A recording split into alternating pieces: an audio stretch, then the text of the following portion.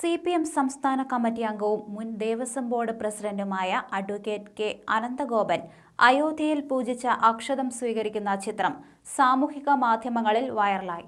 അക്ഷതം സ്വീകരിച്ചതിന്റെ പേരിൽ മന്ത്രി KB ഗണേഷ് കുമാർ അടക്കമുള്ളവർക്കെതിരെ ഇടത് സൈബർ ഇടങ്ങളിൽ പ്രതിഷേധം ഉയരുന്നതിനിടയിലാണ് മുൻ ബോർഡ് പ്രസിഡന്റും CPM സംസ്ഥാന കമ്മിറ്റി അംഗവുമായിരുന്ന അനന്തഗോപൻ അക്ഷതം സ്വീകരിക്കുന്ന ചിത്രങ്ങൾ പുറത്തു വന്നിരിക്കുന്നത്. ഞായറാഴ്ച വൈകിട്ടാണ് അക്ഷതം സ്വീകരിച്ചത്.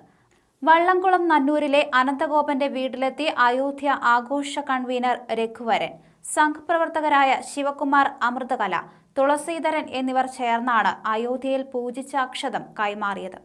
ഇതിനൊപ്പം പ്രതിഷ്ഠാ പരിപാടിയിലേക്ക് ക്ഷണപത്രവും നൽകി. രണ്ടും അനന്തഗോപൻ സ്വീകരിച്ചുവെന്നാണ് സംഘ് പരിവാർ സൈബർ ഇടങ്ങൾ ആഘോഷിക്കുന്നത്. ഇത് സംബന്ധിച്ച് നിഷേധക്കുറിപ്പൊന്നും അനന്തഗോപന്റെ ഭാഗത്തു നിന്ന് ഉണ്ടായിട്ടില്ല.